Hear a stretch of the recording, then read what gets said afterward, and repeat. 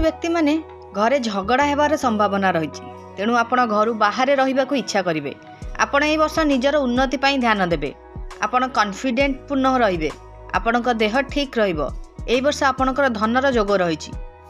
आपणकर ए वर्ष कष्ट कम और लाभ अधिक होबार संभावना रही। आपणक लव लाइफ रे झगड़ा हेबार संभावना रही। आपण ए वर्ष बहुत गुड़े काम करेंगे। ए वर्ष आपणक कर्म क्षेत्र में परिवर्तन हेबार संभावना रही। आपणकर कर्म रे उन्नति मध्य हेबो। ए वर्ष आपण जेते लोन नेबारु निर्वृत्त रहिबे सेते आपणक पई भल रहिबो। आपण सेविंग करंतु आपणकर समस्या दूर हबो। छात्र छात्री मानक पई मे जून समय बहुत भल रहिबो। छात्र छात्री माने परिश्रम कले सठिक फल पाइबे। ए वर्ष धनुराशि व्यक्ति पई भ्रमणर वर्ष मध्य रही।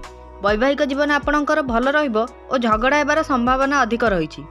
आपणकर माँ का देह खराब होबार संभावना रही। से प्रति ध्यान देबे। ए वर्ष आपणकर इच्छा शक्ति बढ़िबो। सेथि प्रति ध्यान दियंतु। सेवा करंतु आपणकर ए वर्ष भलरे कटिबो। मकर राशि लोक मान पई ए वर्ष परिश्रमर वर्ष रहिबो। ए वर्ष आपण मानकु बहुत परिश्रम करबा पड़िबो। ए वर्ष आपनकु मान सम्मान मिलिबार संभावना रही। ए वर्ष आपणकर धनर जोग रही। छात्र छात्री मान पई ए वर्ष ठीक ठाक रहिबो। छात्र छात्री माने भाबी चिंती कार्य करिले आपणकर कार्य सफल हेबो। वैवाहिक जीवन आपणकर बहुत भल रहिबो। ए वर्ष आपणकर धार्मिक कार्य रे समय कटि पारे। सेथि प्रति ध्यान दियंतु। आसंतु जानिबा कुंभ राशि लोकंक विषय रे। कुंभ राशि लोकंक अपॉर्चुनिटी मिलिबो और उन्नति हेबो। आपण अहंकार बढ़िबो। सेथि प्रति ध्यान देबे। दान धर्म करंतु आपणकर समय भलरे कटिबो।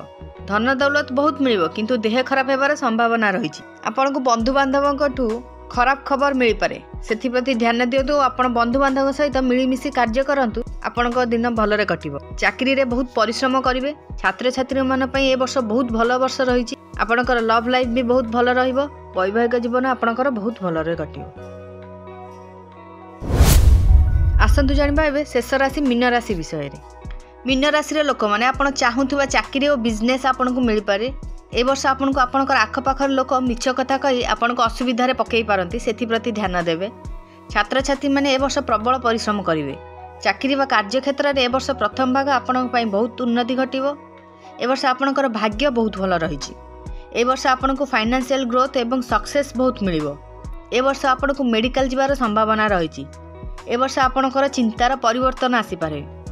ए वर्ष आपणक स्वास्थ्य प्रति ध्यान दियंतु। आपणकर पई भल रहिबो। आपणकर पार्टनर सहित ओपिनियन मिसमैच हेबार संभावना रही।